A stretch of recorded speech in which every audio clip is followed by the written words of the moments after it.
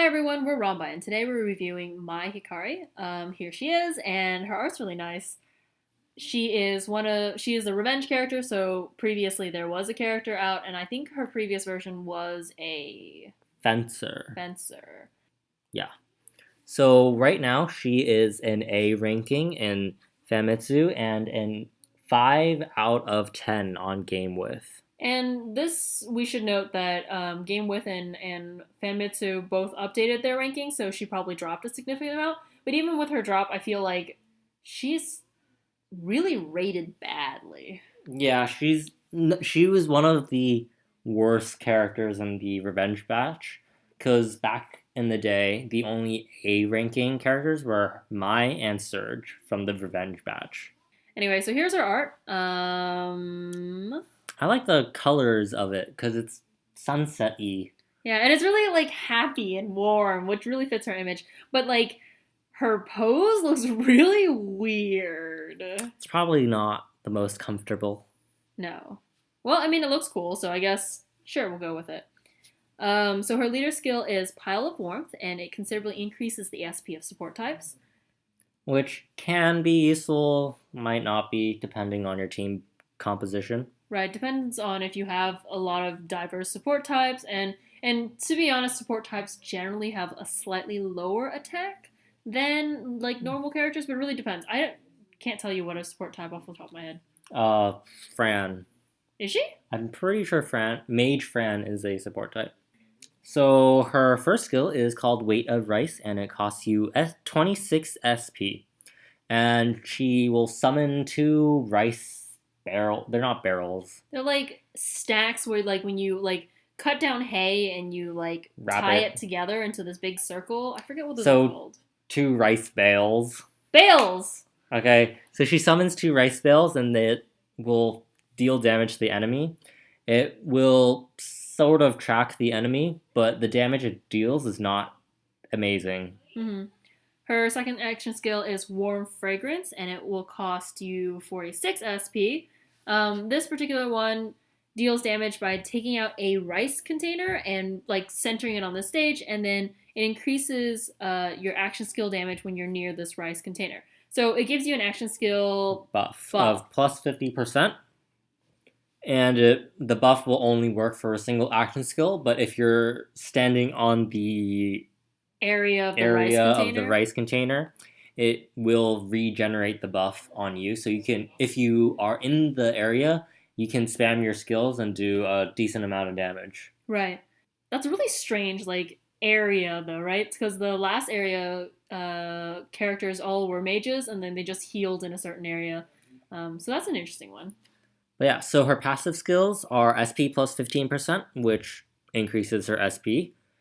Her second one is Buff Extend plus 7, which means her buffs will last for an extra 7 seconds. And her buff specifically is like, for example, the action skill buff. Or if you have a weapon that gives a brawler weapon that gives any buffs at all, doesn't matter what buffs, it'll extend it by 7 seconds. And I feel like this will probably also take effect when your co-op characters buff Mai as well, when you're using Mai. Oh, okay, that's pretty cool. Her last passive skill is Boost Action Skills plus 20%, which means that she does more damage with her action skills. So let's go ahead and try her out.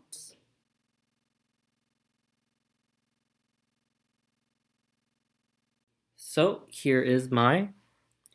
I like her sprite. It's kind of cute. Like, look at it, it's all fluffy. Okay, sorry. It looks like it's sort of made out of the rice wheat thing. Mm-hmm. Let's try her first skill. So her first skill, when she first sets down the barrels, it seems to have a small, like, sort of AoE-ish. Oh, and does knockback, too. Yeah. Oh, no, it does track. Look. Yeah, and then it tracks the enemy, but the damage from the bales is not that much. It's like 80 per character, and that kind of isn't a lot.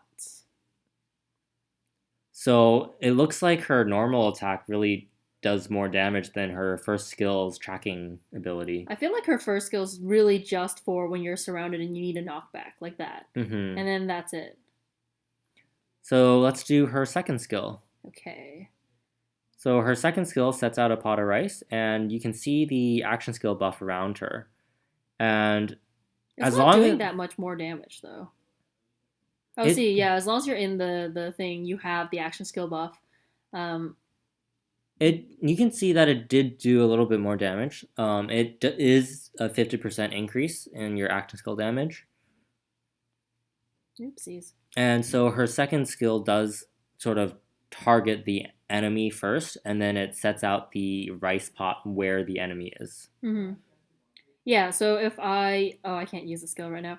Let's see. If I use a skill outside, then my action skill buff disappears. But earlier you could see that I was using the skill inside of the pot of rice area, and I was receiving the action skill buff back again and again. Yeah, constantly.